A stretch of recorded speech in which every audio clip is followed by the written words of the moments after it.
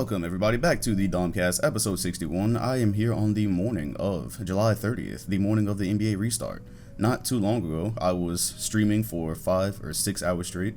Had what I would call a nap, I guess, because some days I go to sleep and wake up and it's like, fam, that wasn't no sleep. That was a small nap, and now I'm here recording I'm probably going to be about an hour and a half long podcast, but I'm very happy to, man. I'm very happy to. The NBA is, as far as we know, about to enter a successful restart. I believe they said the last time they tested, whenever they tested recently, they got 0 results in between that time and the last time that they tested, which was like sometime in July 14th, something like that. I don't know. The bubble is working, fam. The bubble is working. They're doing a great job, and it's interesting. It is very interesting because the NBA is going on at the same time as some other sports that are trying to go on. The NBA is dealing with their own issues within the bubble, and this is just for the playoffs. There's so much to talk about with this restart, man. So much to talk about. I guess I'll just start there. Why not just go ahead and get into it? Don't need to have some long drawn out intro. Basically, leading up into this bubble, we had a lot of people, and not even just voices like Charles Barkley, but just people probably in your daily life that were looking at the NBA bubble going, there's no way this is going to work. And obviously, we have a long way to go. We're in July. We have to go till October, so, not speaking too soon, but just so far, so good. I am so impressed with the job that the NBA has done to not only, have this bubble environment so that the season could finish, but in the job that they're doing in the presentation as well, which there's definitely some kinks. Obviously some kinks. Now I realize what I thought was interference on the commentary end, where it sounds like a bunch of cords are being jumbled. That's actually due to the microphones under the floor, and it makes it sound like there's a stampede. It sounds like there's like trampling going on, and I've just been under the assumption that a lot of the things that were happening within the scrimmage broadcast probably aren't going to happen in like the national broadcast, because they were testing things. Some games would have crowd noise, some games wouldn't. Some games would be making use of the screen and showing players' faces and whatnot when they score. Some games would have a crowd, right? A virtual crowd, which we'll get into later. So there's just a lot of different things going on. Amongst those would be how they're handling quarantines when people leave and when they come and when they go, which really complicates. I'm actually a little bit fearful. I'm trying to enjoy the present, but I'm a bit fearful of what the future looks like just because of what I see going on with other leagues and what would be possible for the NBA next season. So I guess this kind of ties into Lou Williams. You have the Lou Williams situation, which if you haven't been under a rock, you already know about. And then you have what's going on with the MLB, and then what will potentially be going on with the NFL. So shout out to Adam Silver. Give this man his clout. I made a tweet about this the other day, and Adam Silver legitimately came into the NBA as the commissioner. One of his first moves was getting Donald Sterling the hell up out of here. Donald Sterling was a racist, and Adam Silver was like, nah, we don't do that here. Black Panther type beat. Threw him out for life. That was one of his first moves. He's overseen some great changes. Like, I love what they did to the All-Star game. He's had some great ideas to try to push the game forward. He's been open to some ideas that may never happen. Like, they were thinking about using this bubble environment to mess with the playoff format, but they didn't. But he's been open to a lot of different changes. And now he's overseeing one of the most trying times in NBA history, where we could have easily had a season canceled, especially when it felt like every other week we were finding out a new NBA player tested positive. It looks very much like the season could finish. Meanwhile, you have the MLB, and I have no clue how that's going to finish because they're not using a bubble. Now, I get it. There are leagues that are not the NBA that are much harder to do a bubble for. Like the NFL, I hear their fans say all the time, like, fam, we would need a whole island to make that work because of the amount of players. Obviously, there's way more players and stuff on an NFL team than there is an NBA team, so it'd be nearly impossible to do a bubble for that. But what we see going on with the baseball league right now is they're not using a bubble and they're just going on with the season, which means players are free to do whatever they want in their daily life. They can go wherever they want, they can go where they choose, they can do what they choose. And so the risk is significantly higher for them to have COVID when they return. And that's exactly what's happened, I believe, with the, was it the Marlins? A team in Florida, of course. Of course it's Florida, because A, it's Florida, and B, we're a hotspot. I think they said something like 14 players tested positive. So they already had to go ahead and cancel a game, which they are going to postpone for a later date. And then a team had to vote on whether even to come to Florida for these games, and then a lot of the players didn't want to. And so those are the problems that you face when you're not in a bubble, which makes me scared because I don't know how a bubble is going to go on in the NBA next season for what is this standard NBA season? Something like like 8 months pretty much. Yeah, season is pretty much like 6, 7, 8 months, something like that. I'm not sure how you would do a bubble for that long. I don't think there's any chance next season will be 82 games because of situations like what you saw with Lou Williams. So this goes right into that. So Lou Williams, as far as we know, left the NBA bubble to attend a funeral. While he attends the funeral, he apparently stops and gets some Magic City wings, which I've heard more about Atlanta and Magic City wings than I cared to in my entire life over this week. Like, I swear, man. I'm like, bro, NBA, just hit these guys up for a partner with them, get some wings into the bubble if it's that serious, right? I've heard more about these wings than I care to hear about. But the big controversy, of course, was everything was confusing, right? Because we heard it was about a funeral. But then we saw him in pictures with Jack Harlow, with masks on, by the way, and NBA masks, so we know it wasn't an old picture. Lou Williams had like an NBA mask, I believe. So it was not an old picture. Yes, pictures of him at the club and whatnot. But again, to us outsiders who don't go to Atlanta or are not from Atlanta, we wouldn't know that Atlanta City, yeah, sure, strip joint. Atlanta City, Magic City, sure, strip joint, but they got some fire food as well. So that was a big controversy because they're like, yo, Lou Williams is out here with Jack Harlow. He's out here at a strip club. Of course, everything is optics in social media, right? Everything is optics. Everything is, how does this look? And so we see that, we get the pictures, and we're like, yo, this is not a good look because you're not only are you in the bubble, you're on a contending team. You're on a team that needs your services. Maybe not on defense, but it comes down the stretch in the playoffs, they're gonna need your services. And it looks like you put the entire bubble at risk by going out. But then you have good perspectives coming in from someone like Tracy McGrady, right? T-Mac, who has not sold his soul to the devil on these sports talk shows. And he said this is a complete non-story. T-Mac basically goes on to say that, hey, if a player is not testing daily when he's outside of the bubble, he has to do a 10-day quarantine regardless when he returns. So from T-Mac's perspective, it's like, it doesn't matter where he went or what he did, this, that, or the other thing. The quarantine was going to be the same. And so Lou Williams is going to miss the first 2 seeding games for the Clippers, which, I mean, the Clippers, do they... I think the more important thing is having everybody, or having as many people as you can, when you're a contending team and you've been gone for months already. You've been gone for a full off season. You're trying to get some type of camaraderie going into the playoffs. Even though the scrimmage games have looked pretty decent, and it doesn't look anywhere near as sloppy. The guys don't look out of shape like I imagine some would. Of course, it's not perfect yet, but it looks better than I thought it would for a random break that we got. But this thing with so T-Mac says this is a non-story. He was gonna have to quarantine anyways. And I guess what I'm looking at it is, look, the NBA has great protocol. Like the other day, I have this one written down. It's not even going to take long to go through. Kristaps Porzingis couldn't even play in a game because he forgot to get his test. Is that what I have written down here? Yeah, he missed the game because he forgot to get his test somehow. And I heard a commentator talking about it in the next game that he came back. They were like, yo, how you just forget to take your test? Like, and why is someone not on top of you? Like, get your test, you know what I mean? So they don't even let you play in the game if you haven't gotten your daily test, if you haven't gone through your daily protocol. They are on top of this shit, man. And so what I'm worried about though with Lou Williams is, yeah, T-Mac is right. T-Mac is definitely right. He would have had to do this quarantine either way if he wasn't getting tested daily, which I guess he wasn't. Zion was getting tested daily, so apparently Zion might be able to play tonight. But if we hadn't seen him in a picture with Jack Harlow, and if we hadn't had a reason to question his whereabouts, could he have just come back to the bubble and been just fine? But then again, he hadn't been testing daily, so no, he wouldn't have. He would have had to quarantine. T-Mac is right on that count too. He would have had to quarantine for 10 days without being tested daily. If he had gone out and he had been testing daily, then the quarantine would be a bit shorter. But then we also know that it takes some time for these tests to actually start showing results, to start showing positive results. You might not show it immediately.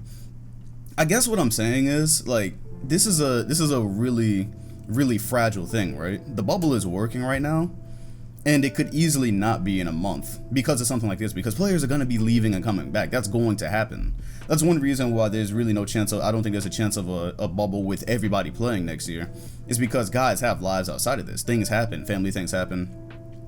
I guess I just wish with the times that we're in and the stories that we're hearing with, you know, somebody took all the precautions, they wore a mask, they washed their hands, and they still ended up with COVID.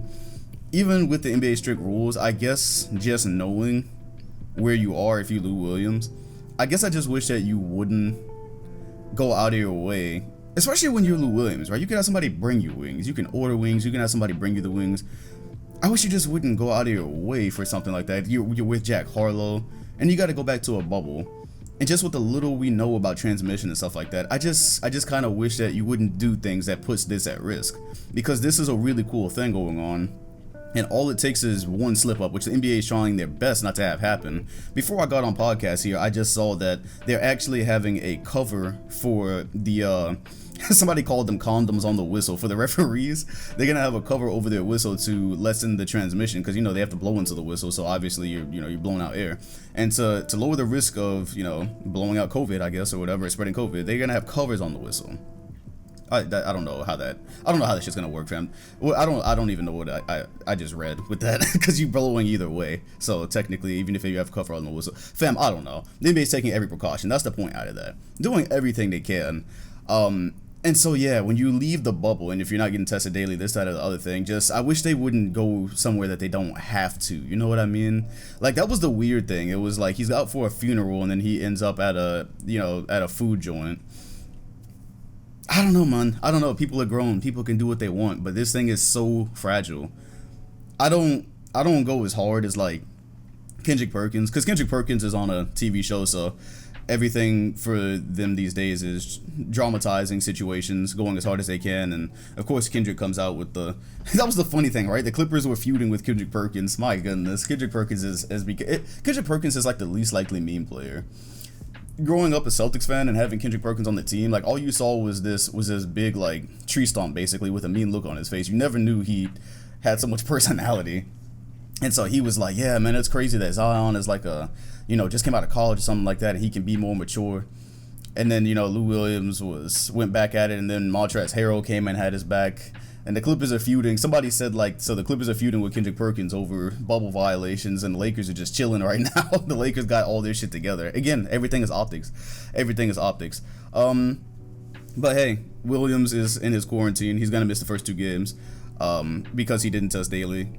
That's just part of the protocol. That is part of the protocol that's keeping this thing safe, and that is keeping the infections down to 0 on the campus. And I have high hopes for it.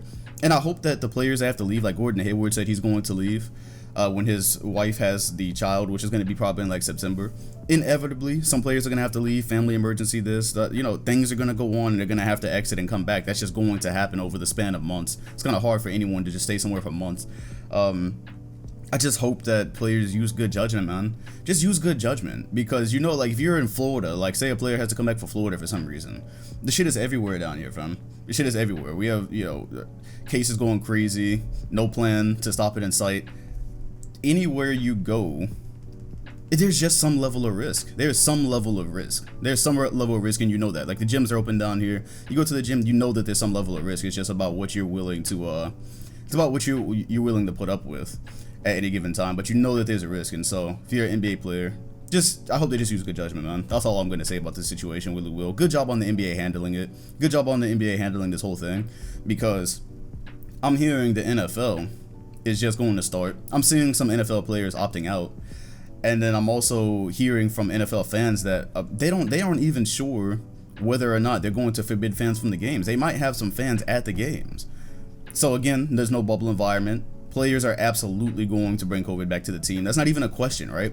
It's so funny, like, when Florida started to open back up, me and my dad would talk about it, and we were like, so we closed for a couple of months. We're gonna open back up, but nothing changed since we closed. Like, nothing changed. There's no type of cure. There's no mask mandate. There's nothing. So the explosion that happened down here was very foreseeable. Like, there was no oh, well, it could go this way or that way. No, it's going to go this way, and it did. Same thing happened with the MLB. Same thing is going to happen with the NFL. Like, I'm glad I'm not an NFL fan. I even asked, because I admit I don't know much about the NFL. So when I was on the Twitch chat, if you followed me on Twitch, I asked the chatters in there. I was like, so what's going on with you guys league, y'all are just gonna open up and like, oh yeah, there's safety protocols, but like there's really there's no guardrail against this, there's no guardrail against what's about to happen.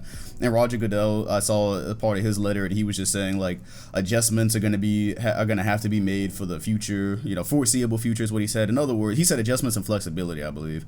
So in other words, yeah, things are gonna be fucked up for a while. We're just gonna have to deal with it. It kind of seems like what he's saying, and they might let fans in their game as well.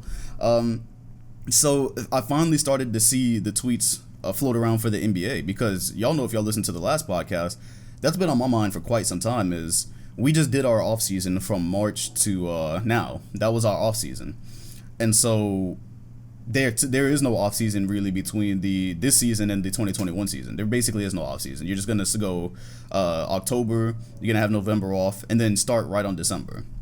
But that's what the NBPA, I believe, one of the important people there said. She was like, well, if today looks like tomorrow, if tomorrow looks like today, then I have no clue why we wouldn't need a bubble. But you start to get those questions, right? If the NBA season is going to go from December to June, say, where are you going to do a bubble, first of all? Because I don't think Disney's going to accommodate you for that long. How are you going to do a bubble? How are you going to get this many players to agree to be inside of a bubble for that long? And if you might end up looking and saying, maybe we should do this overseas. Maybe we should do it in a country that's safe right now, whatever can accommodate the NBA. But then you start talking about things. Nothing's going to be perfect, right? Because then you start talking about things about the times of NBA games versus where their audience actually is. Like, there's no perfect way to do this, but whatever happens next year, I think an 82-game season is out the window. I think they're going to have to shorten it. They've been talking about shortening it, so this would be the perfect time to do so anyways. There's a million different questions surrounding how the next season starts right after this one, with a month in between. But they figured this out, so right now, they figured this out, and it's working. So I'm just along for the ride. I'm just watching how this is going to play out. I'm very satisfied. Tonight, we have two matchups. We have the Jazz and Pelicans, and it looks like Zion might play. I think it's a game-time decision. I really hope he does. And then the NBA hopes he does as well, obviously. They're trying to get the Pelicans in the AC, baby. You saw that there was a rail cam. I'm pretty sure you guys are familiar with the rail cam now. That's on the sidelines on these courts. And they showed an angle where Luka Doncic, he chased the ball, and it went over where the rail cam is, and the rail cam like locked onto him and sped up, and then somebody was like, yeah, they're trying to get the Grizzlies this AC fam. They're trying to get the Mavericks up out of here. So yeah, that happens, and then of course the Battle of LA, and hopefully Anthony Davis is playing. It looks like he probably will. He's got his goggles on, looking exactly like Kareem. Man, an alternate universe, LeBron and AD on the Lakers inside of a Disney bubble while AD wears goggles. Your argument is completely invalid. So yeah, very happy with the way they've gone so far. I'm excited to see the presentation. I saw them testing out many things like the branding on the floor. During a Brooklyn Nets game, I saw they had like the Brooklyn Nets text, they had it on the out of bounds area, and they had the Brooklyn Nets logo on the court. They were projections. Apparently they're saying that they're gonna have team branding. That remains to be seen tonight. So it's not just gonna be the NBA logo in the middle and the Black Lives Matter. I think that's gonna stay, but it's not just gonna be those two things. Apparently teams, for their home teams, they're actually gonna have branding on the court. I read that somewhere. It's a rumor. I hope they do. That would help the immersion. Very excited to see if they keep piping in the crowd sounds. Oh yeah, because that's what I wanted to talk about. I said I had gotten past crowd sounds, and I have. Like, I'm just watching hoops one way or the other. But I do have to admit, for the playoffs, I don't want the playoffs and the NBA Finals to sound like a scrimmage. I want there to be some air of intensity there. And it seems like they are really trying, because aside from the sounds that they've been piping in, one thing that's new since the last time I did a podcast, they have virtual crowds on the board now. They have virtual crowds. They said it's something like 300 fans that are patched into the game and watching it live. And so those video boys that I was talking about, you can actually see them and see their reactions to the game, which I think is pretty cool. Again, this whole thing, I even heard the commentators praising it, talking about the NBA doing a lot of things that seem easy and they're really not. That's cool, and I think they've even gotten a little bit better at it, because the first time I saw it, it was definitely off sync. Like, it was lagging. It looked like a PlayStation 1 crowd. So you remember back in the day when you had like crowds of people or something, like on a PS1 or a PS2 game, and they were like stick figures, and they were like, just moving in like frames and shit like that. That's kind of what it looks like the first game. And I remember I think I saw Jamal Murray. Somebody did a nice move. Somebody crossed somebody, but when the play stopped and they zoomed in a little bit, you could see the board, and all I saw was like a blank face. The dude, he didn't react, and then when they zoomed away, he reacted. It was a little bit late, right? I mean, who the fuck is really paying attention to that? Like, this is I'm just paying attention to everything, but who really cares during a playoff game, right? I would just assume that they're going to, you know, sync that up a little bit better. But I do like the idea. I do love the idea. When they said they were patching in fans, I was like, were they gonna have like a few faces on the board or something like that? Like everyone's gonna be looking at 4 people on the board or some shit, just staring at the game, just staring into the players' souls. No, it actually looks pretty decent. So I'm happy with that, and I'm happy with that because again, unprecedented times. But in the playoffs, I would like some air of intensity, because there were certain games, like I said, where they didn't have crowd sounds, they didn't have arena sounds, they didn't have anything. It just sounded like a straight practice, and I was like, okay. Lakers, Bucks, NBA Finals, if that happens, LeBron and Giannis. Like, I want to hear a little bit more than squeaks and a little bit of player echo. It's not even player chatter. Again, you don't hear the player chatter. We talked about that last time. It's echoing.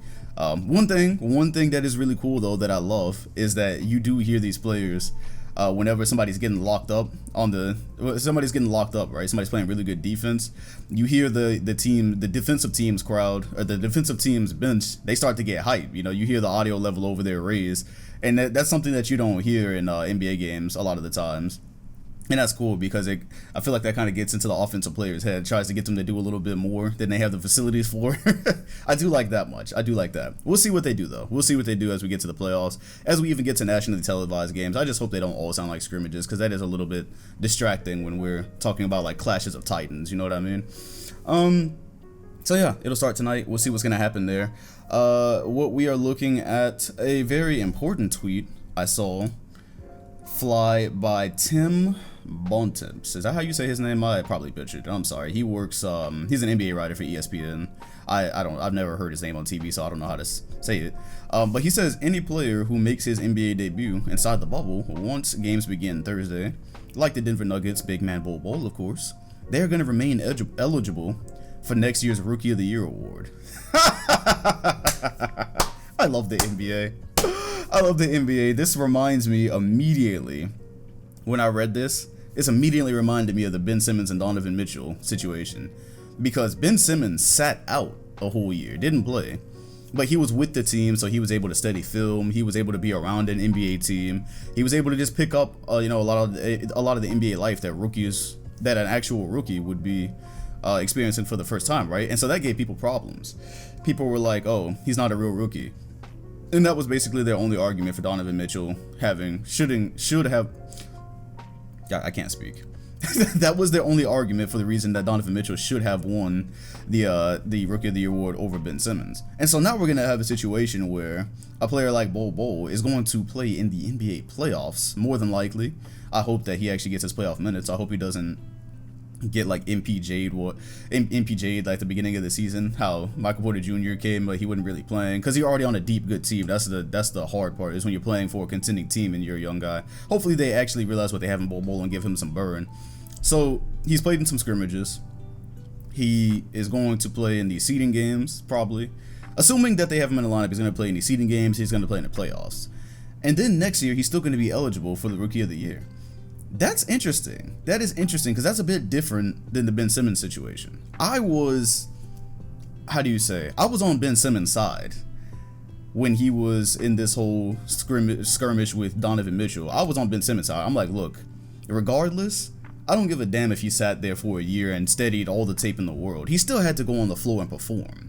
So he didn't play that whole year, didn't play one game that whole year. He still had to get on the court, and he still had to be great, which he was. And so I was on his side with that. You're not going to tell me, oh, he's not eligible for Rookie of the Year because he got to study for a year. Fam, there's players out there that can study forever and will come out and still, by NBA standards, not be great. Be sorry. That was not Simmons. So I agree with that. But this is going to be interesting when you're looking at, I think, a player like Bol Bol, who will definitely be in contention for Rookie of the Year next year. More than likely. And you're going to be looking at a guy like him who's going to, by that point, have had playoff experience. Hell, if the Nuggets really, really upset somebody, maybe even had NBA Finals experience if they gone that far. Let's just say something crazy like that happens. That'll look kind of weird. However, I don't think people are going to be as angry about this as they were with Ben Simmons, because at the end of the day, these are really weird times. And so again, we don't even know what next season is going to look like, where it's going to happen, how it's going to happen. We don't know anything about any of that. It's gonna look really weird either way. So I think that might just kind of get lost in the might just get lost in the rubble. I could be totally wrong. They could be totally pissed that Bol gets Rookie of the Year, even though LaMelo balled out, right? Knicks fans gonna be in shambles. Nah, I'm just kidding. I don't know what y'all are actually. I don't know if y'all are actually gonna get that lucky. Speaking of Bol, I loved it. I love what's going on in Denver right now.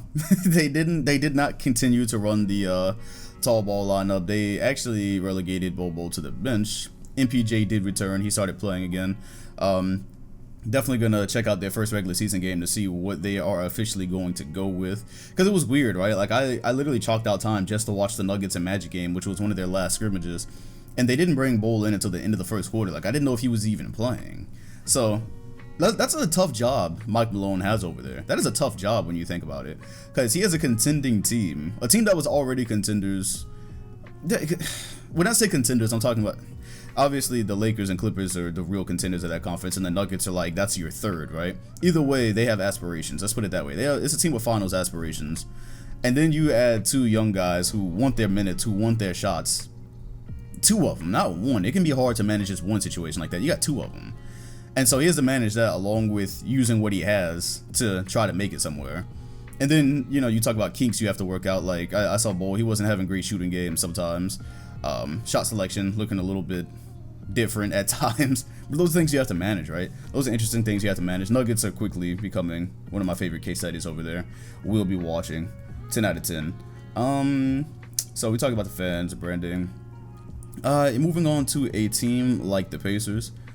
Sabonis is gone. Sabonis, I believe, actually had to leave. He injured his foot, and so he's not going to be playing at all. Sad day for the Pacers. I mean, you weren't going to the finals anyways. Let's just be real.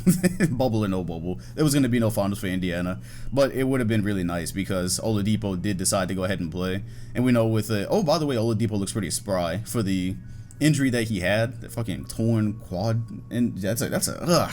I'm just sitting here thinking about that type of injury. That's, especially for an athletic player, that could seem like an athletic death sentence. And he looked pretty spry, by the way, moving really well, exploding pretty good. So it was a shame to see him come back to this team where that was already pretty good without him, and now they're gonna be missing one of the best pieces, one of the biggest pieces.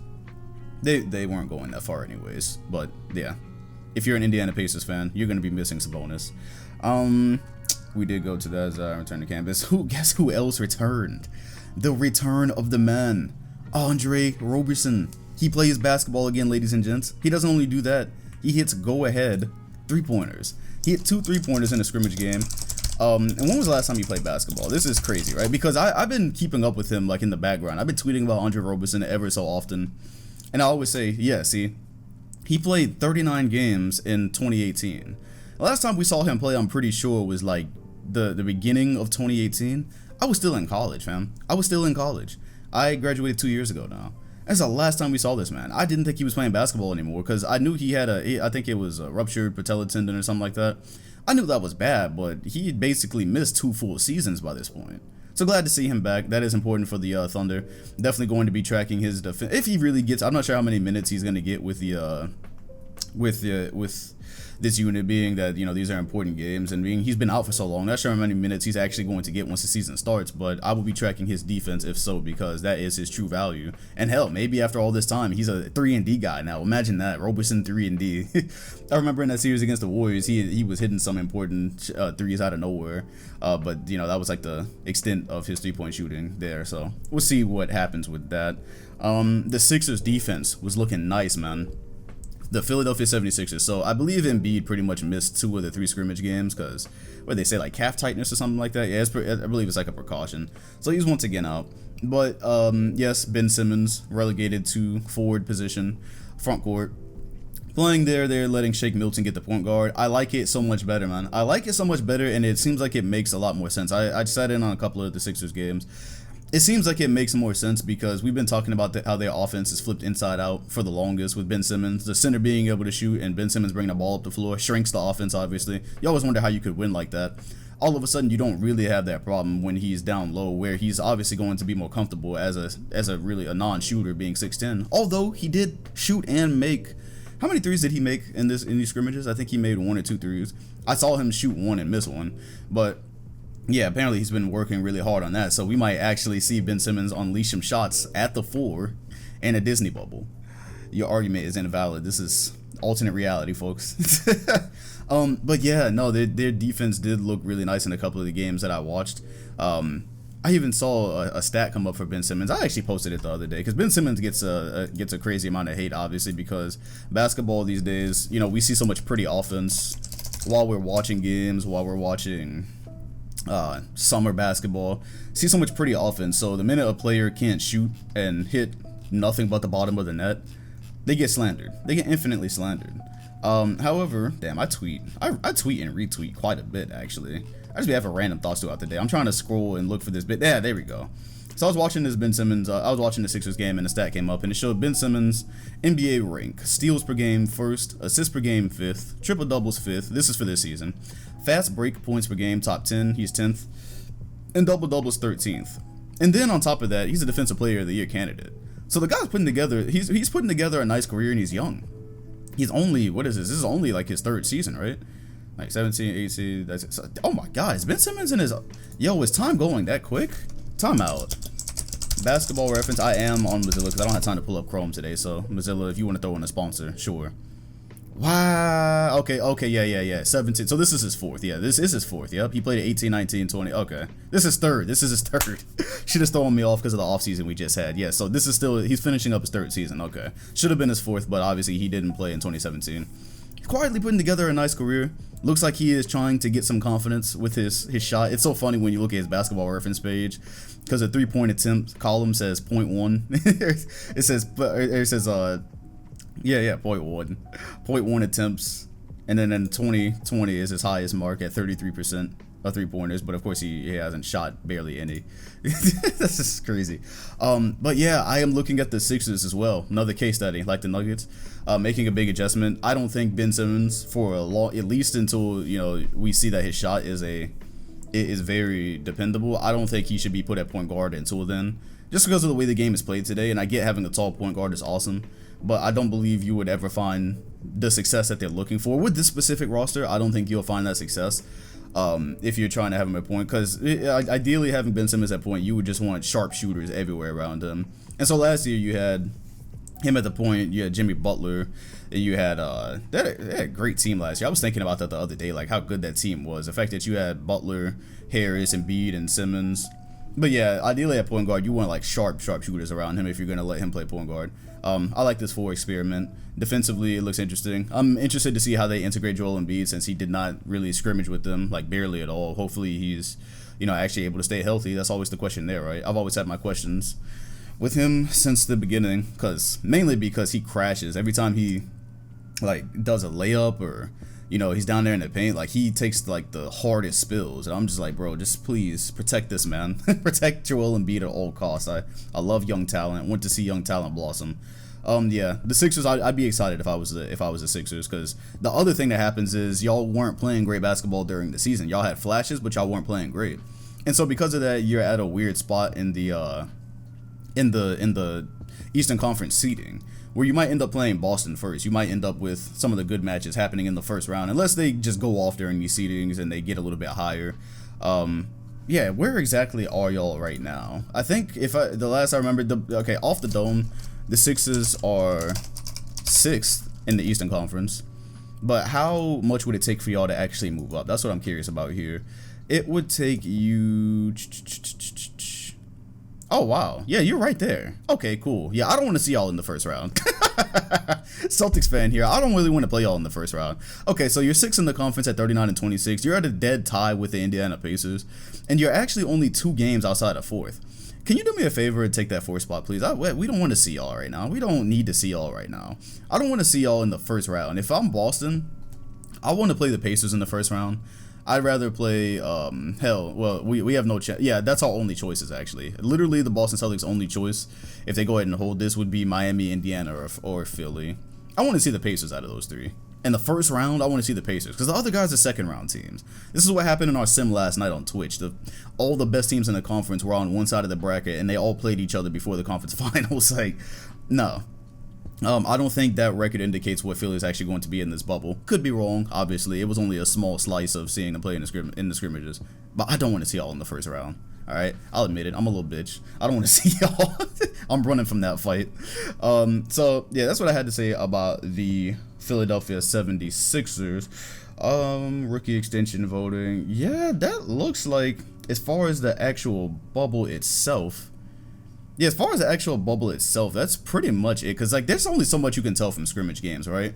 Like, even being so excited about the Denver Nuggets, they actually lost a couple of those games, it looked like. Or that, you know, you would look up and you would see some really interesting things on the court, but then you look up and it's like they're down by like 10 or so. I can't remember if they came back and beat the Magic. Of course, in the fourth quarter, by the fourth quarter, the best players weren't even playing. So some games flip completely on their head. Like a team will be getting blown out and then different lineups come in, they win the game. There's only so much you can tell from those. So I'm not reading, you know, a crazy amount into them. I'm excited, man. I'm excited. I'm more excited for this than I thought I was going to be. Because I remember months ago, I was more, back when we knew very little about Corona or the future, you know, of course, I was looking at, like, how is the season even going to happen, and should it even happen? And it looks really good. Even my position on, you know, what this championship is going to be viewed as, I mean, right now, I could care less. Right now, I'm ready to see some hoops between the best players. Like, I'm still as excited to possibly see a Giannis and LeBron or Giannis and Kawhi finals as I was when they had a crowd. I'm still as excited for that. I guess actual hoop heads, like, you know, crowd, no crowd, silence, whatever, any time of the day, we're with it. So I'm not sure. Let me know how y'all feel about it in the comments section. But I'm ready to get this cracking. We still have more NBA news, but that's pretty much all I'm gonna say. Enjoy the games tonight. For the actual NBA bubble, looking outside of it, there was supposed to be a second bubble that was going to happen between terrible teams. I can say I'm kind of glad that didn't happen. Who the fuck wants to watch? Because, like, again, like, these players would have been playing for nothing pretty much, well, except for checked, I guess. I'm not sure. Are the players that are not in the bubble still getting paid? Like that Wheeler Miller's thing, you guys are getting paid? Like, Steph Curry's not playing, obviously, because the Warriors aren't playing. So, but does he still get paid? I never looked up any detail on that. But yeah, like, I'm sure if, like, the Warriors would have played, we would have had multiple, you know, important players not playing. Who would have really cared to see that? Anyways, I brought all that up because some Zach LaVine, to be exact, some trade rumors were coming up about him earlier this week. Zach LaVine of the Chicago Bulls. That's funny because I'm seeing Bulls fans lose their head. They're like, if we end up still having Jim Boylan but not Zach LaVine on the roster in a couple of weeks, I'm done being a Bulls fan. That was from Rusty Buckets, actually. I think that's his exact tweet. He was like, I'm out of here if we trade Zach LaVine. And the teams that were interested, Knicks and Nets. The Knicks trying to build. Obviously, it looks like they're gonna, you know, maybe get something in the draft this year, and then try to.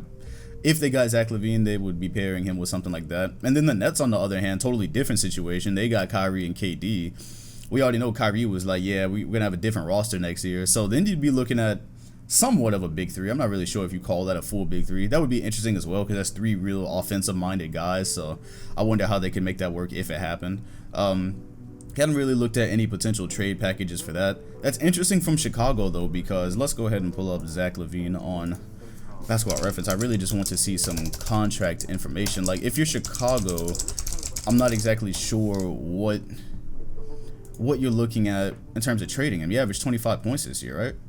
Yeah, so you averaged 25 points this year. You had a good year. He was really hooping. And on his contract, you are looking at... Where is your contract, Zach? There's so much... Oh, yeah, there we go. Okay, so he's signed solidly through the 2022 season. He signed the 4-year contract in 2018. And so he's solidly signed for next season and the season after that. And so they're already yeah, I mean, I guess it kind of makes sense when you're looking at a player and you're wondering if he's the future. I guess you're looking at it in terms of his value of his contract, because once you get down to like that last year, all of a sudden teams are able to look at you and they're like, yo, this guy might leave, so we're not going to pay the same price. But I did see an interesting take as well from Chicago fans. They were like, just because Zach LaVine might not be the player that's going to take us to the championship or not going to lead us to the championship. With the way our roster is right now, that doesn't mean you just totally trade him, right? Because we're still building and we're still young. It was different a couple of years ago when I was talking from the Celtics perspective and we had Isaiah Thomas and I'm like, oh, this guy isn't going to lead us to a championship. That was different. We were about to have to pour a truckload of money into that. And I was like, yo, that doesn't make any sense. He's not taking us anywhere. Zach LaVine, on the other hand, well, yeah, I mean, once this contract is up, you probably do have to pay him a lot. But that's also not the worst player to just let develop for a little bit, man. That's what age is he looking at right now? The man is 24 years old. Interesting, Chicago. Very interesting. That is not the name I expected to pop up into a trade, into the trade machine this week.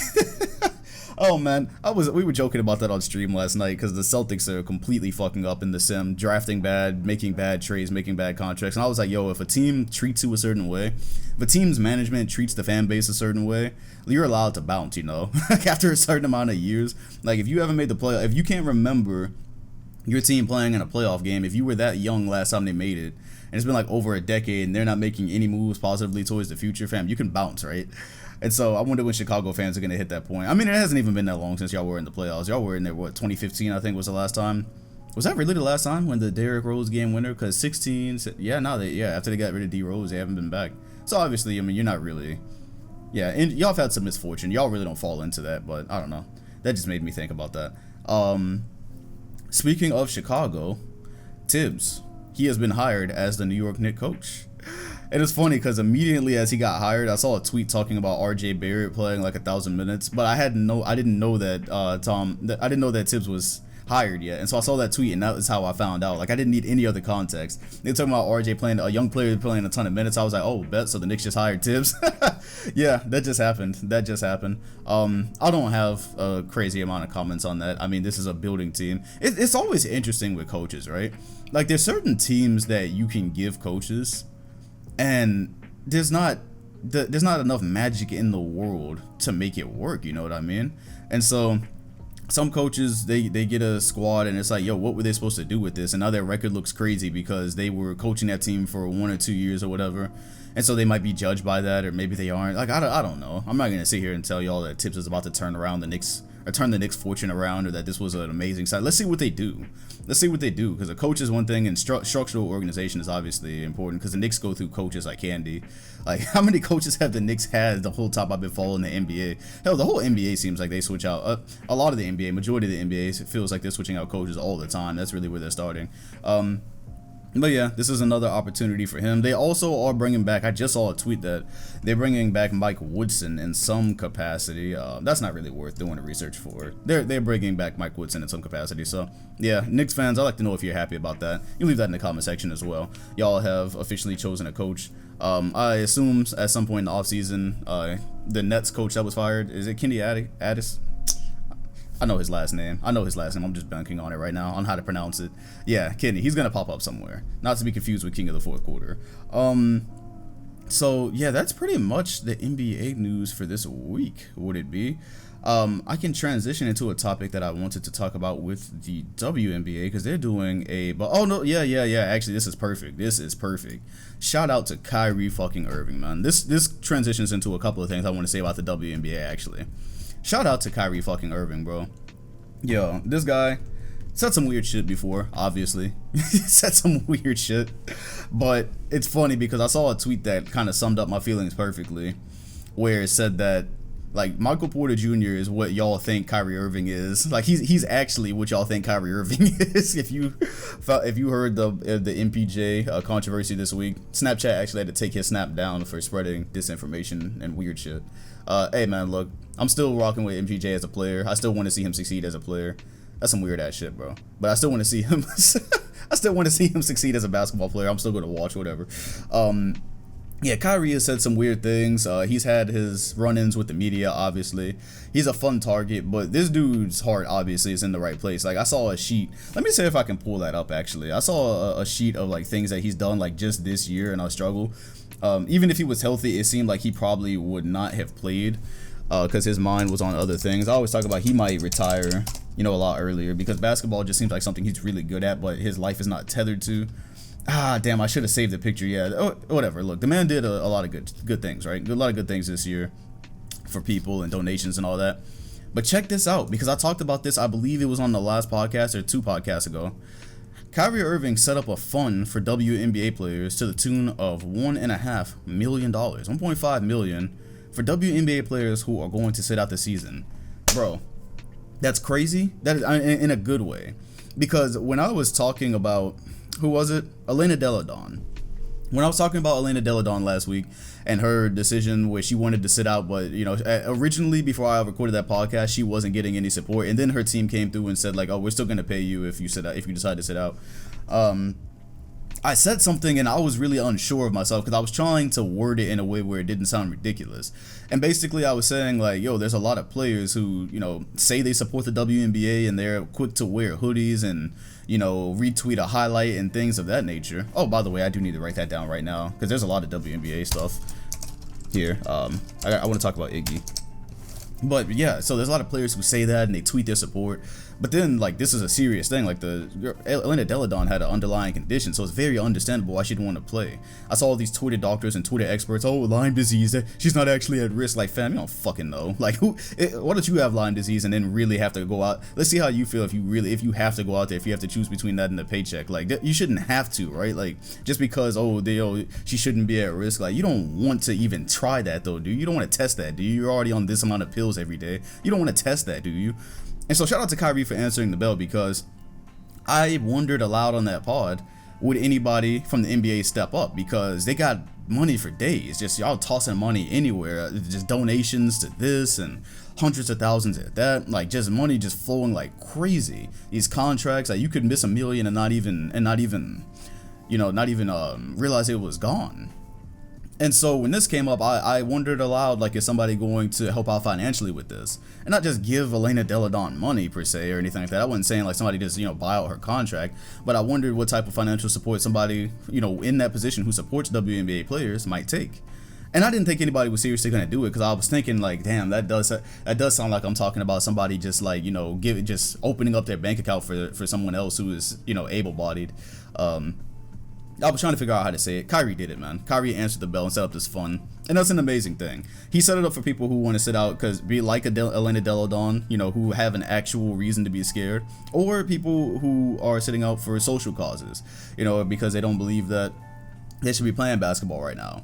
That's cool as hell, regardless of what you think about Kyrie and the media, because I do think, obviously with his handling of the media, I thought it was pretty crazy sometimes. Like last year when people were speculating what him and KD were talking about, that was funny. I talked about that before. Like him and KD got caught on camera talking about something during All-Star weekend, and everybody was like, oh, they were looking like they planning on teaming up together, and he got hot under the collar about that, and then they teamed up together. Like, so it's always some funny stuff like that. But this is big, man. This is a very big thing.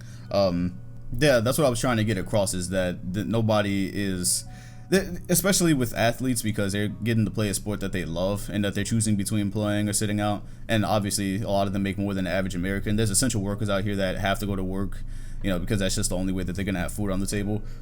So I was trying to convey that I understood nobody owes Elena Delle Donne anything. But I am really glad that somebody answered that bell and that I didn't end up looking crazy, because I didn't know exactly how to say what I wanted to say. And I have a feeling that Andre Iguodala, well, no, I think he said what he was trying to say. And there was a reaction, man. There was a reaction. If you were paying attention to Twitter yesterday, I never really saw it trending.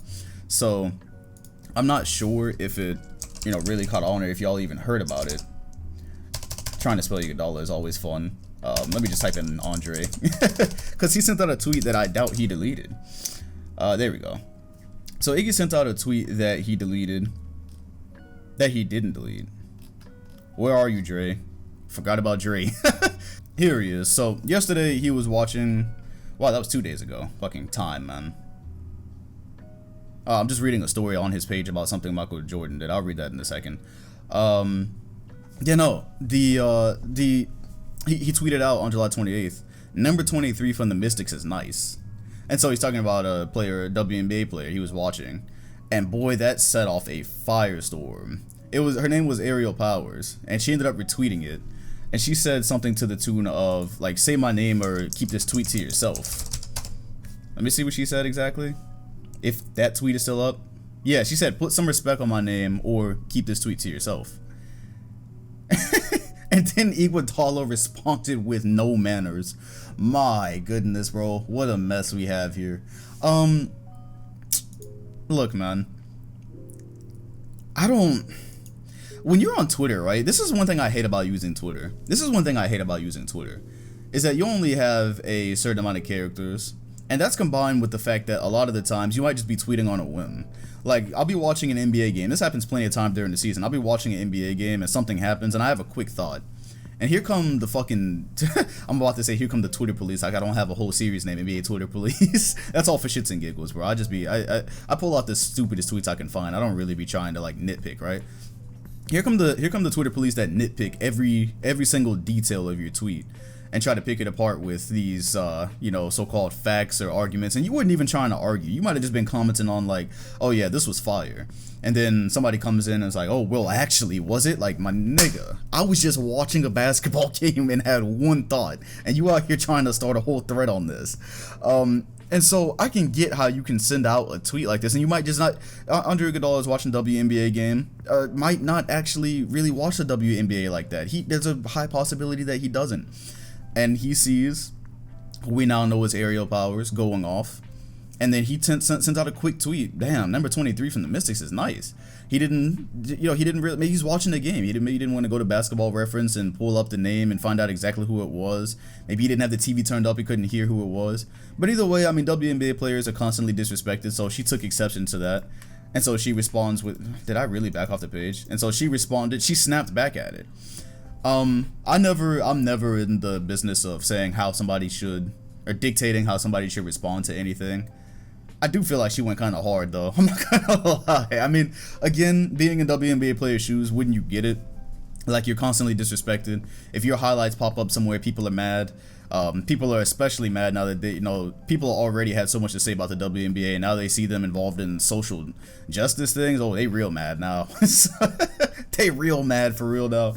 And so I can get, as a WNBA player who constantly feels slighted, that you would snap back, but I also feel like it probably doesn't matter what I feel like, because I'm not the WNBA player constantly being shat on. So does it really matter how I think, you know, or what I think, if a response was too much or not? But anyways, yeah, she tweeted Iggy is like, yo, put some respect on my name, and then Iggy tweeted out no manners afterwards. Oh my god, this man tweeted out ... no manners, and he did it in lowercase too. You know, people they type in lowercase when they're trying to convey that really that aloof response. This man put no manners. It sounds condescending, not gonna lie. That response kind of sounds like you're lucky I was watching you anyways. That's what it sounds like. I don't know. To be honest, I'm just gonna leave that situation alone, and I'm going to go into more of what I had written down for the WNBA, because I woke up this morning and the first thing that popped up in my feed was a Dawkins video. And it was a, you know, Free Dawkins. He's posting on Instagram a lot of his videos, pretty much all his videos. Now he has his own website too. Shout out to him for the on the basketball grind, even though the NBA and YouTube been cock blocking on this guy.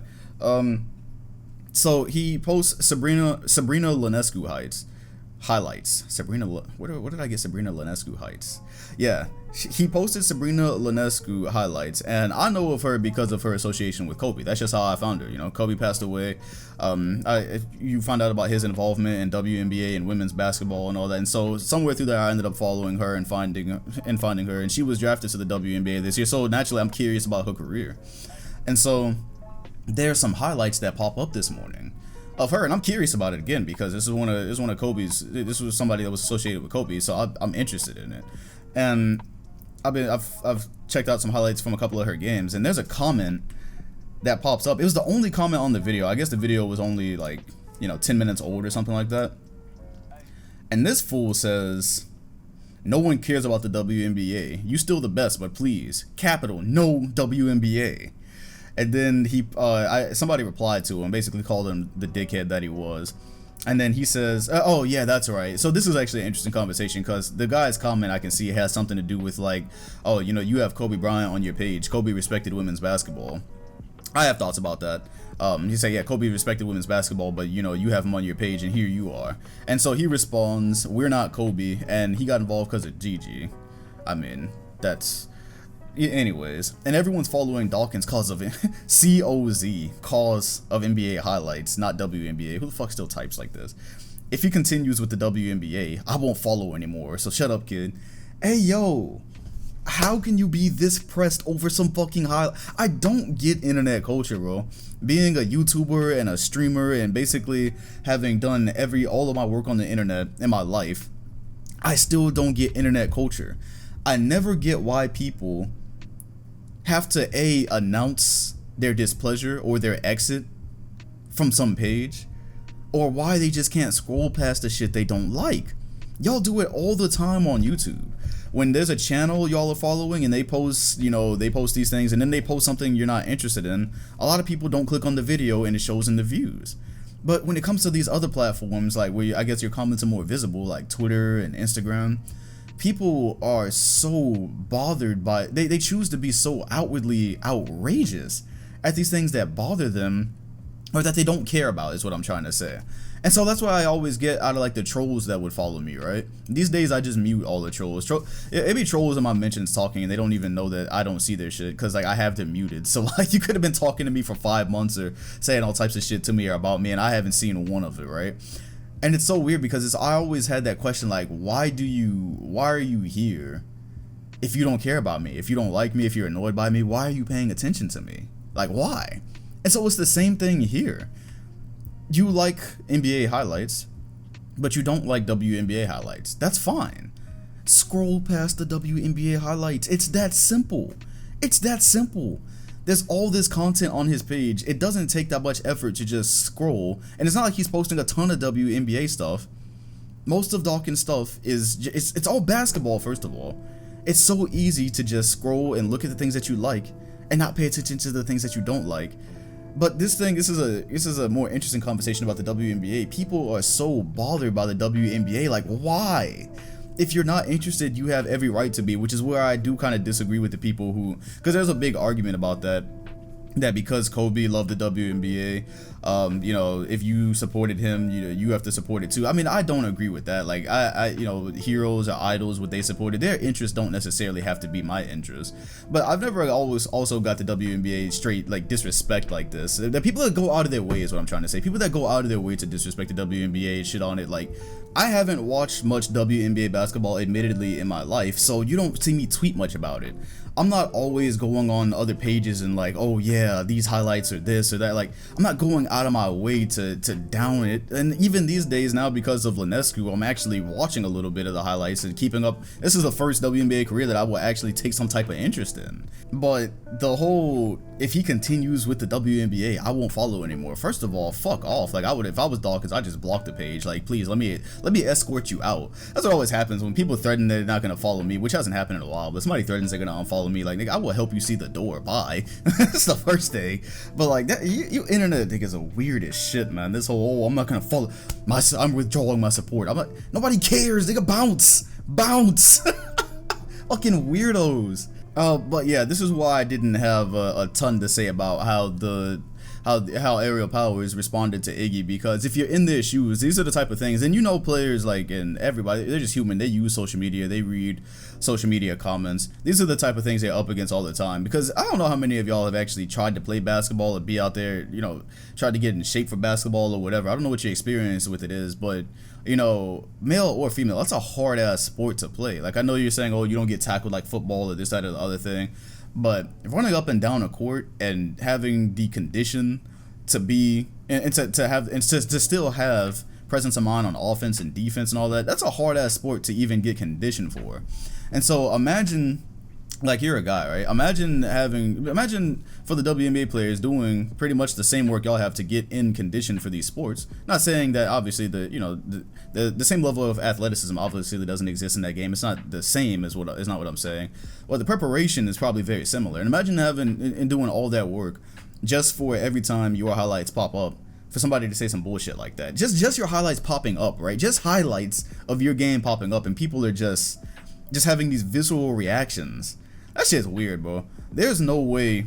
If you don't watch the WNBA, you don't watch it. But comments like this, these niggas ain't getting no type of pussy, bro. They can't be, man. They can't be. There is no way.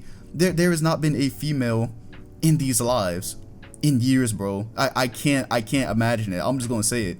I can't imagine it. Every time I'm on Twitter and I see like it's a WNBA highlight and I see, back to the kitchen, like how many times has that joke been used? That shit is played out. That shit is boring. There's nothing creative about that. There's no point to it. Let me get off these people, bro. This shit is so weird, man. This shit is so weird. The craziest part is, as I'm watching this Sabrina Ionescu highlights this morning, like I'm looking at the game and the way it's played, and it's like, yeah, it doesn't have the athleticism. It obviously doesn't have the same entertainment value or the same excitement as an NBA game, but there's still basic basketball principles at play here. Drive and kick, rotations, all of that stuff that I find interesting, it's still being used here. And so, once again, I don't agree with the point of view. Even when Kobe was still here, I remember one time he had a quote and he said like, oh, if you don't support or like the WNBA, then call yourself an entertainment fan. You're not a basketball fan. You're not an entertainment fan. I didn't agree with that when he was here. I still don't necessarily agree with that. Like I said, support what you're going to support. Find entertainment, because everybody has a certain amount of time in the day, right? Find what you're going to be interested in and, indulge in that. I don't believe anybody should be shamed into, finding entertainment in something they don't truly like. But these fucking weirdos, man. These fucking weirdos. I'm gonna move on, bro, because I could go on all day. I'm gonna move on. I'm not finna go in on nobody's life. That's all the that's really all the basketball topics for today. That is pretty much all the basketball topics for today. I'm actually gonna start with the one I thought I had more than one question here. I got one question that I ended up writing down on this sheet. Somebody said that I'm still on these because I could have went so much harder than I just did, but I'm not going to. Somebody gonna be like, oh, I hope she listens to this podcast, bro. And I'm just like saying some really basic shit that's not even that deep. It's just common sense. Whatever. Said, on your next pod, can you talk about streaming more? How different does it feel for you? Like, is it difficult to be entertaining for a whole 3 to 6 hour stream? Also, have you enjoyed streaming more than making regular videos? How different does it feel? Yeah, I'll go to the difficult part, because I talked about the difference pretty much last podcast. How difficult is it to be entertaining for a whole 3 to 6 hour stream? Yeah, that's the crazy part, right? Is whenever I do the sim streams, those don't ever come out under 5 hours these days. Because when we're doing the sim stream, we're keeping up with, probably like 20 teams in the league. And you're keeping up with, points and records and their schedules and who they're going to play. So there's just so much going on that those streams are way longer than I would ever stream anything else. Like if I was just playing 2K or if I was playing another game, yeah, my streams would be like 2.5 hours at best. But these always come out to be like 5, and the longest ones would be 6. To answer your question, though, it's not difficult at all to be entertaining in these because I love doing it. So the only difficult part comes when like I'm trying to manage actually getting on stream throughout the whole day with other things. Like there's basketball games. Like lately there's been scrimmage games. So scheduling around actually, doing other stuff in my day, like going outside, exercising, just nourishing other parts of your life. And so by the time I get to stream, because I know I'm going to do a sim and it's going to be 3 to 6 hours, I don't want to cook the whole day, so I save those until about 8 or 9 at night. And so yeah, but it might become a thing where I just get really tired while I'm on stream and my head starts to hurt. That's the only difficult part. But the whole thing is like I'm not really trying to be entertaining. Those things just kind of happen naturally. Like the whole thing when I'm streaming, I'm not, reading a script, and I haven't written a script. Like when you make a video, you're trying to be entertaining. Yeah, when you make a video, you really, whether you're going on script or not, you're trying to make something entertaining because the videos are, YouTube videos are a lot different. But the streams just kind of happen, and it's easier because like there's people chatting as well, and so like there's a never-ending loop of like content.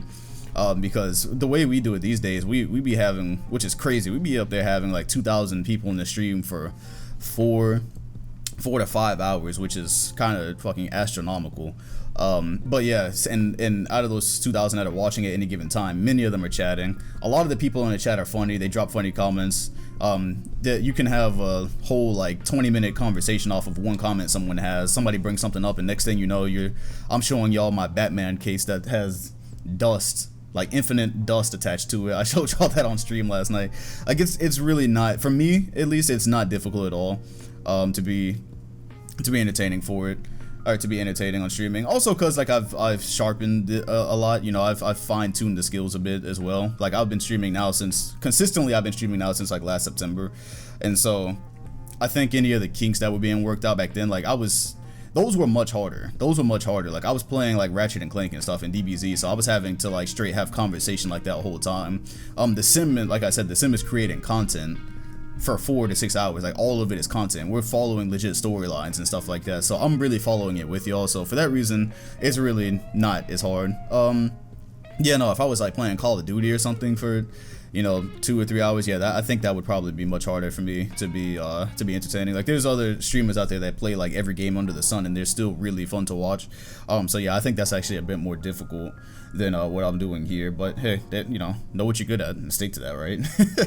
And then for your second question, how you said, have you enjoyed streaming more than making regular videos? Oh yeah, definitely, because the whole thing is like when I go back and I watch some of a VOD, I don't ever watch, these days I don't watch like the whole 6-hour VOD, obviously. Like I'm not gonna make a 6-hour stream and then go watch the VOD as well. But the whole time I'm doing it, it feels like I just got done describing, it feels effortless. It really feels like when I'm doing the soundboard and stuff like that, at the end of the day, all the cue the lo-fi, cut the lo-fi, all that stuff, that's literally when the way I think of streaming is like I'm really making a video live, to be honest. Like it turns out to be 6 hours, and a lot of people, a striking number of people come through and end up watching the VOD.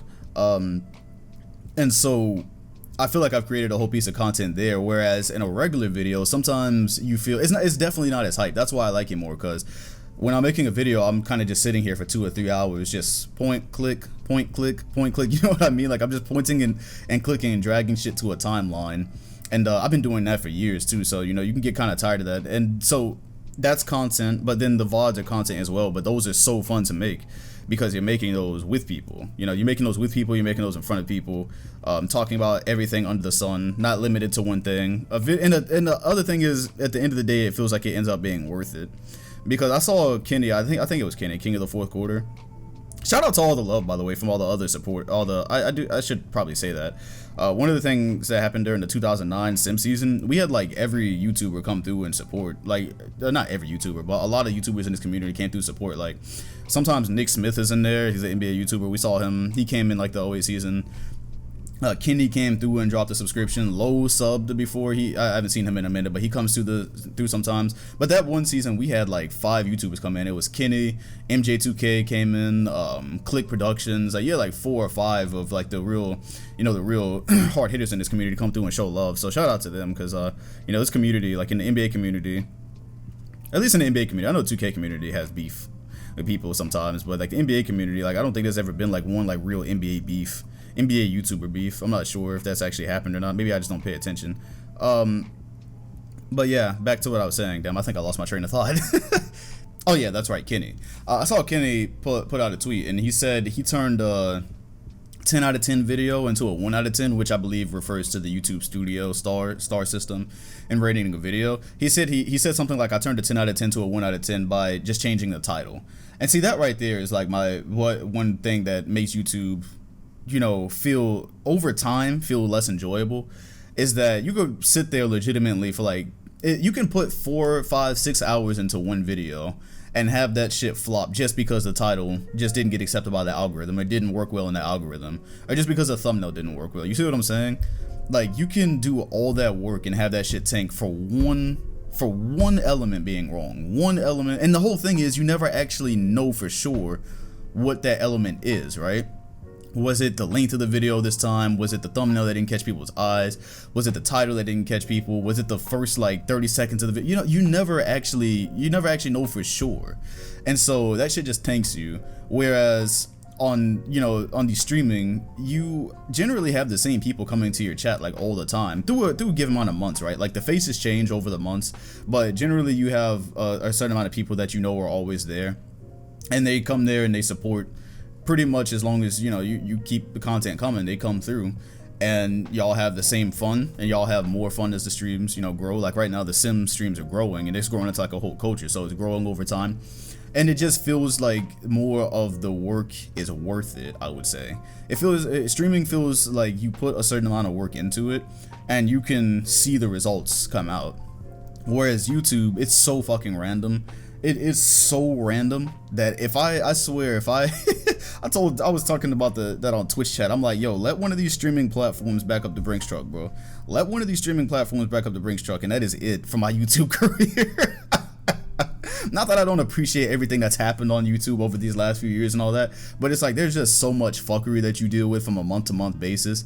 You know, you all know the things I had gone through with my network over the years. Like, there's just so many different obstacles that sometimes it feels like you're not just making content. Like, there's YouTubers out there that have gotten to a place of like nirvana in creation where they're just making content. They don't have to worry about anything else. But, you know, for the rest of us, it feels like you're in a constant fight.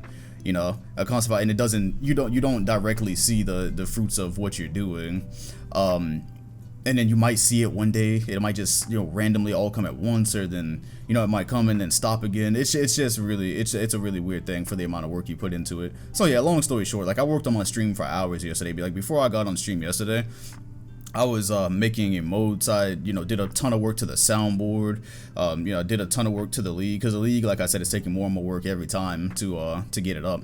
And so yeah, streaming right now, at least for right now, it is definitely feels a lot better than making videos. Feels a lot better than spending hours. That's why, you know, these people are, you know, always come in and ask. I guess that's the only annoying thing, right? Like the only downside to streaming is that you have to remember, like, if you have 2,000 people coming in, that's over time, for me at least, that comes out to around 10 to 12,000 people for the entire stream. And so, like, you see repetitive questions come through, and they're from different people, but you have to remember that it's not the same people asking the same questions. It's like in hour one, someone came in and asked you this question, and then they left. And then in hour two, somebody else came in and asked that same question. And so sometimes, like, I'm just in the middle of streaming and there's so much input. Again, I'd be exhausted after these streams because there's so much input that you're dealing with in these leagues. Like, I look down and I see the same exact question. I'm like, yo, didn't I just fucking talk about this? Didn't I just, or haven't they heard, like, for the last 3 hours I haven't answered this question and they're still asking it? And so, like, just tolerating that, I guess. Like, one specific thing with the stream is, like, again, it takes, these days, it's taking like 2 hours just to set up one stream for the league, because I have to go through and look at everything and make it as perfect as I can. And then somebody comes in, you know, you've done all this work and you've replaced, like, you know, 20 cyber faces, and you've rebranded these teams, and you've made sure that their cords weren't too bright, and, you know, you've looked at these guys' tendencies to make sure Smush Parker isn't going to come in and ruin a team, right? Like, you do all this work at it, and then somebody comes in and is, oh, why is James Posey wearing why is he not wearing number 41? Like, fam, who fucking cares? First of all, it's James Posey. Like, that happened last night. Somebody came in and they were like, oh, why is James Posey wearing number 2 or not 41? He's a role player on the Chicago Bulls. Who gives a fuck, first of all? And then, like, that's why I always say, like, you can't assume a certain amount of common sense. Not to go in on whoever asked that question. I'm just putting that, you know, my thought process out there when I, you know, when I not snap back at it, but when I kind of answered, like, yo, who cares? It's like, yo, this is James Posey on a random team. I assume a certain amount of common sense where you know that you're watching a My League that has been going on for 12 years now. So a lot of random things have happened. Like, there's like a million different combination of things that can happen and that have happened. And so James Posey started out on the Lakers where he might have been number 41. And now he's on the Bulls where he's number 2. And, you know, the jersey number changed. And I don't go through all 400 players throughout this stream to make sure that their numbers are exactly what they were in real life, because that's such a minor detail. Why should I care? Like, again, this sim is like a whole different universe, so that doesn't mean everyone's gonna have the same jersey number they had, but it'd be little things like that that people notice or, you know, complain about, and it doesn't matter. Like, at the end of the day, those aren't even the things that matter.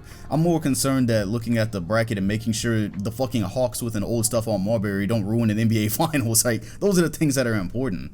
Or the other thing, like, yesterday was the first time I had the Darren Williams, the case that I have the graphic designer make, because now somebody had a great idea that we should make cases for the Sims every year. So, like, we make, for depending on player performance, I have a graphic designer go in and make a really cool case for the a game case for like whatever year it was. So like we had Darren Williams on the cover of 2K10, and I had it ever so tiny in the bottom right corner of the screen, just as a little prop, right? You know, because it's a really cool graphic, and I had it there, and it's so tiny that, to be honest with you, you might not even have noticed it was there. And I only saw one guy complain about it. One dude come in and is like, oh, can you remove the Darren Williams case from the cover? Like, it's a small ass rectangle, tiny, bro, like not even the size of your thumbnail, in the corner of the video. It's not distracting, it's not blocking anything, but these are the little things that people are worried about, and not the other million things that have gone correct in the league. It's like, holy shit, it feels like being a tech guy sometimes. It feels like being a tech guy where you know, they always say IT, they're not appreciated for the things that are done right, but when something goes wrong, like, all hell breaks loose. But the thing is, like, the things that people come in and complain about sometimes on stream aren't even anything that it matters. Like, it's a little, I ignored it. Same dude typed it in twice, and I just ignored that shit because I was like, fam, it's a tiny case, not blocking anything, off in the bottom of the corner, kind of like a little, you know, like in YouTube, like how a YouTuber has his little logo at the bottom right hand of a video. That's a brand. That's called branding. You can upload a thing there. I think I have one still. It's a little fireball. You might not have even noticed it, but that's what I'm talking about. It's just like that. It's that small. But that's what the person wanted to come in and comment about. Or one thing that'll be annoying is, you know, you'll be doing these sims and somebody gets drafted and one thing is wrong about them, and then like 10 people have to spam, oh, fix this, like I don't fix everything in the off season. Like like KD came in with you know, a horribly rated 3-pointer. I have to actually manage that. I have to manage that because one thing I have to remember is, like, if you listen to too many opinions, you end up fucking things up. And I almost fucked up because KD came in with a horribly rated 3-pointer. He was drafted with a bad 3-point rating. And then somebody thankfully pointed out that, hey, Kevin Durant actually only shot 29% from 3-point in his rookie year. And then with the rating that 2K gave him, he ended up shooting like it was within 1 percentage point. So 2K actually had it right. But there's a million people spamming. What? KD's 3-pointer? Like, relax, bro. Relax. Those, I guess, people pointing something out is different than when I'm at the end of a season and people are pointing out a million different things with the draft class. Like, fam, I look at everything in the offseason. Every player that could possibly be important, I look at everything. I always do it. I always say I do it, but you always get 10 people who spam 100 messages like, fix this, fix this, fix this. So anyways, that's just a very long answer to your question about, you know, when you're talking about enjoying streaming. Yeah, I do enjoy it more than a regular video, but that doesn't mean it doesn't have its downs. And you have to manage. Yeah, you just have to manage. Again, when you're dealing with people in the thousands and you know that there's a lot of people and you know that not everybody is paying attention the same or not everybody's been there, you know, you have to kind of plan for there to be a certain amount of messages that are just going to be like, fam, either I just answered that or everyone knows that this already happens. You know, you just have to plan for that type of stuff. Yeah, you just, whatever platform you're on, you try to plan for it so you're not constantly going off on people. I figure in a 6-hour stream, I'm allowed to clown one person for coming in and making a stupid gripe. Like James Posey, the Jersey shit, I was just like, fam, like people said they were using the word sassy about it, sassy 2K. They were like, oh, Dom with the sass. I was like, yeah, like this one thing, James Posey jersey of all people. Like, who fucking cares, bro? And I guess the thing that gets annoying is that I'm paying attention to a million things already. I'm trying to remember dates on the calendar for the sim. I'm trying to remember, I'm trying to watch my time so I don't spend 4 hours in the regular season. You see what I'm saying? There's a million different things that go in with that. But yeah, that's my very long drawn out answer to your streaming question. I do enjoy making streams more than videos right now. And then you ask me in 4 months, I might enjoy making videos more again. That's literally content. That's literally content creation. It's fluid, fam. Speaking of content, I did have Soulja Boy dropped an album, by the way. So that happened when I got off stream. Again, here I am with the transitions, smooth as fuck.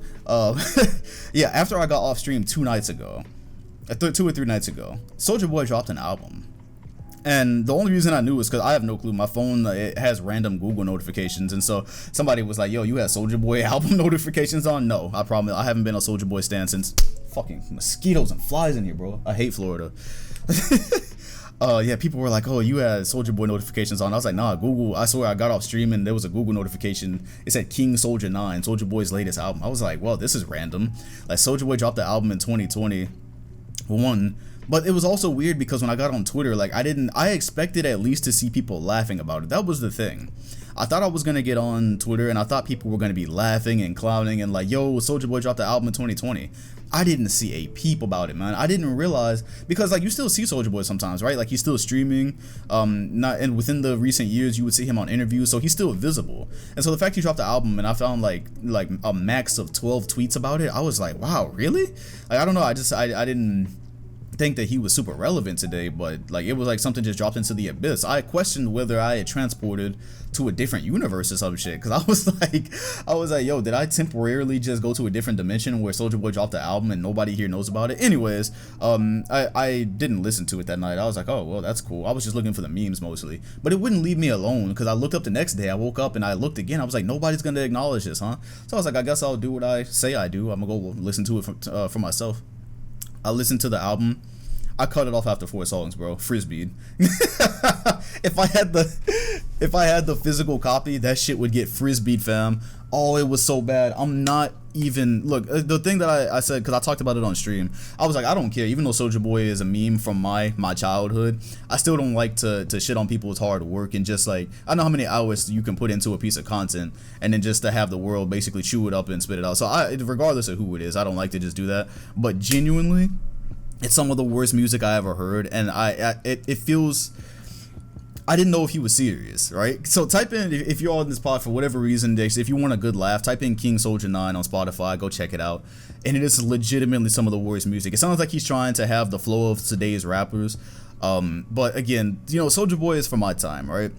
And in my time, I consider him like the first meme rapper, because, well, hell, the thing is, when Soulja Boy's, when Do the Soulja Boy dance came out, Crank That is what I'm looking for.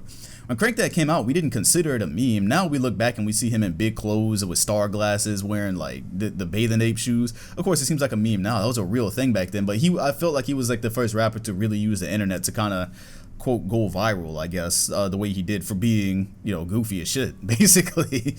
And so, yeah, he is he's a relic, and it's like you have this meme relic trying to make music with today's flow, and it's some of the worst music I've ever heard, man. It is some of the worst music I have ever heard. I was laughing, like I was making my emotes. I was making the OT emote while I was for Twitch while I was listening to it. And every song I kept skipping. I'm like, okay, one of these is gonna be good. They were all trash. By the 4th, I just pressed X. I was like, all right, cool, I'm out, bro. At least I tried it before hating on it. But anyways, yeah, one sentiment that I do agree with is that people on the internet talk way too much stuff about stuff they hate, and they, you know, everything is about spreading hate and not giving shine to the things that they actually like. I actually did like Logic's album, man. I did like it, and to pick up on that, whatever podcast I was talking about him on, he was very entertaining on stream. So I was actually at his little stream debut, because remember we talked about him signing a contract with Twitch, which was interesting to me in the first place, just to see so many people, you know, from different genres getting contracts to stream. It's just like streaming just really seems like the wave. So yeah, he got on. And I didn't realize that he was going to be previewing his album. I didn't even know there was a Logic album coming out, man. I'm not really super into the music world like that. And so when he got on, I got a notification, or I can't remember where I saw it, but I saw he was streaming, and I had no clue he had an album coming out. And yeah, he previewed the whole thing right there. And I've only listened to it all the way through one time. I've had a couple of the songs on repeat, like Soul Food. It's fire, man. The album was fire. Listening to it all the way through the first time was fire. I would like to listen to it myself, because it was hype, obviously, while he was previewing it. It was a little bit more hype, kind of like not really a performance, but it was more hype than just, you know, throwing it in my headphones and listening to it myself. But yeah, he has some heat on there. So if you're one of the people who, you know, was wondering about the Logic album, or if, you know, you love to hate on Logic, I would at least give this a try, because I did enjoy it. And yeah, he was entertaining. That's the thing I was talking about, is how many like famous people get on stream and not acknowledge their chat and just be boring as shit, and you'll just see them and you hop into the stream and it's literally just them playing a game with no other kind of streaming interaction. The way he said goodbye seemed like he was just there for that one stream, and that he was out because he was like, okay, now I'm off to be a father, which is like a main theme in the album. And so I didn't know if he was going to continue streaming or not. I haven't been to a stream since then, and I haven't gotten a notification. But yeah, if he is actually streaming video games, I think Logic is going to be one of those that transfers really well, because I think he even said it while he was on there. He said that he's basically like a nerd that's been making music or something along those lines, a gamer that's been making music. I don't know. But yeah, he has the personality for it. Like I said, he had made content with Dashy before, so we kind of already knew that. And yeah, I'll be tuning in. I think that's pretty interesting. Speaking of another smooth transition, man, I was so bad at this before. I need to stop acknowledging it. Yeah, Logic will hopefully be streaming some more games, and Joe Rogan on his podcast called games a waste of time. What was his exact quote about it? This, every now and then you see a Joe Rogan podcast topic come up, and you see everybody like screaming and crying over something he said or whatnot. But most of the time I just like, oh, whatever. Like, this is I guess a whole can't offer you a partnership.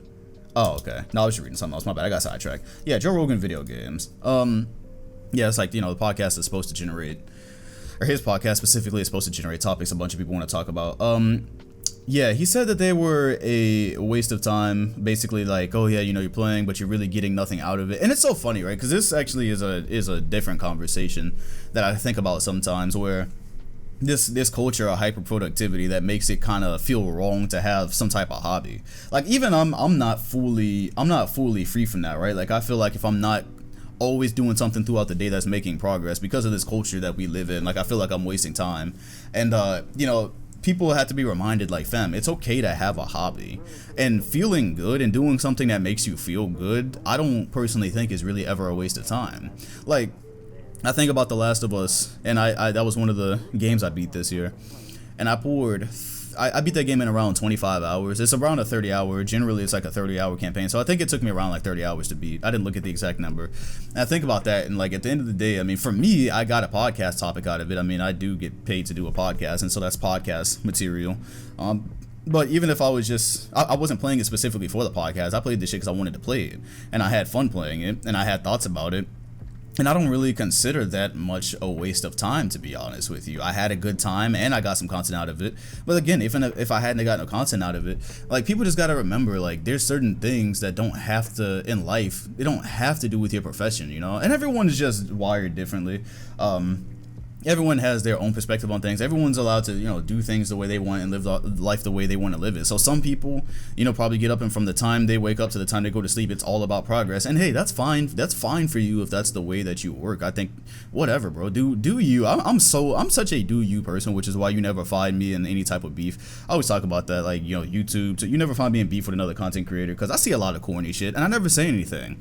I scroll past my timeline and I see so much corny shit from different people and different creators, and I never commenting on it. And then people ask me to comment on it, I don't comment on it. Like, fam, it's not, I don't care, bro. Everybody just do y'all, man. Mind your fucking business. Yeah, don't let Joe Rogan, or I mean, at least from my point of view, don't let Joe Rogan or anybody else feel like if you're not making progress 24 hours out of the day, you're completely wasting your time. That's why some people be out here with trash mental health, because they don't take care of themselves. They live this culture of hyper productivity, which doesn't even always lead to success for certain people. Like, you could do everything you can and still end up completely unsuccessful, and while somebody else did the same thing and wound up successful because they had different circumstances. You know what I mean? There's no one size fits all out here. Design your life the way you want to, live your life the way you want to live it. If happiness for you looks like tons of money, chase tons of money. If if you find fulfillment in something else like social work, social work. If you find happiness in video games, I mean, there's an unhealthy amount of video games, obviously, right? Like, certain things are kind of common sense. Like, if you're somebody who spends, all day on video games and it's getting in the way of, like, your family relationships, or you got a kid you're not taking care of, or you're about to get evicted, obviously there's certain, use your common sense, right? I get that.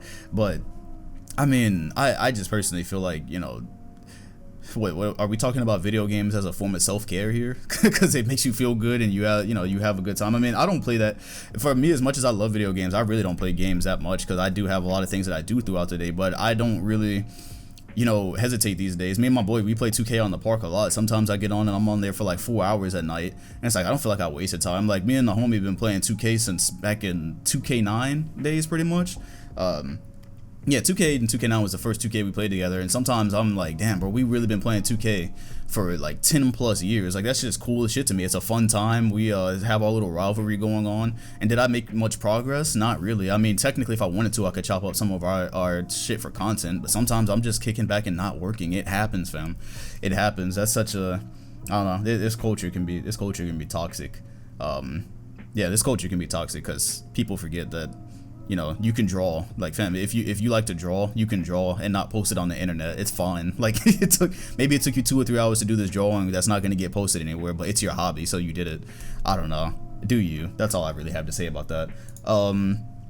The very last thing that it looks like I'm going to talk about on this podcast, which I'm really not even going to talk about it, I'm just going to mention it, because 2020 has been so weird that nobody cared that off-world vehicles were talked about. Like, there was legitimately the term off-world vehicles used in news articles, like legitimately, not oh maybe, like no, people are talking about presenting findings of off-world vehicles and nobody said anything. It was trending for like an hour, I think.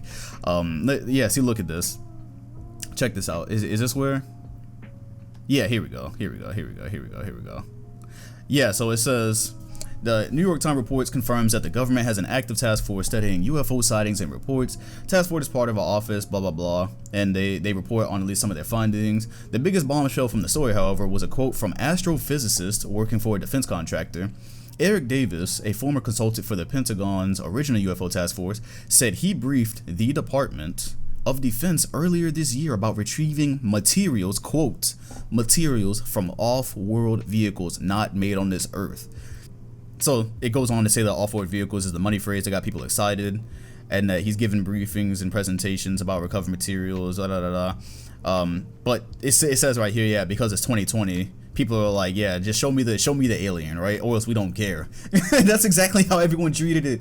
Like, I tweeted about it. I was like, yo, so is anybody gonna acknowledge this? Like, they actually briefed about some off-world shit, and people are just like, oh yeah, cool. Anyways, that's 2020 for you. That is 2020 for you. Yeah, I guess the combination of 2020 and the fact that I believe most people probably feel like we're not alone in this universe anyways, because, you know, if you know anything about the universe, it kind of feels like how could we be? And so I guess, yeah, we probably are at the stage, especially with everything that's happened this year. I guess we are at the stage, like, fam, tell them to pull up so we can talk about, like, how to get out of here, basically. How to get out of here, how to find new solar systems and shit like that, right? Yeah, people, I guess they don't care about the vehicles. That's not enough. But if it was like 5 or 6 years ago, this probably would have been like super news, and it's not now. So yeah, I don't have much to say about it because we don't obviously have any Transformers down here. You know, we don't have the confirmed Transformers. We don't have the green guy. So that's all I really have to say about it. Hey, add that to your cross that off your 2020 bingo card. Off-road vehicles. I'm done. We're exactly at an hour and a half. I don't do that on purpose. This is just the amount of topics I write down always get me to an hour and a half. The podcast is on Spotify and iTunes, and the link for that is in the comment section and description if you want to listen to it there. If you have a gym that's still open and you're on the treadmill or whatever, or if you're just in a car and you don't feel like pulling up YouTube, it is there. Hit the like button, comment, and sub if you enjoyed the pod, and hit the bell next to the channel name if you want notifications every time this podcast drops. And I will probably see y'all on Sunday because, yeah, I'm gonna try to get a second one out this week after a couple of NBA games.